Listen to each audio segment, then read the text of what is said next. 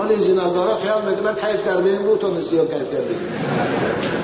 او شرمندگی در پیش هست، توبه نکرده رها. او خدایی که زنا رو برای تو حرام کرد در قرآن با آیه های زیاد فقط نشانت میتیان. ولا تقربوا الزنا انه كان فاحشا ولا يزنون ومن يفعل ذلك يلقى اثاما. خدا میگه بندگان مؤمن من زنا نمیکنند، حتی به زنا نزدیک نمیشوند.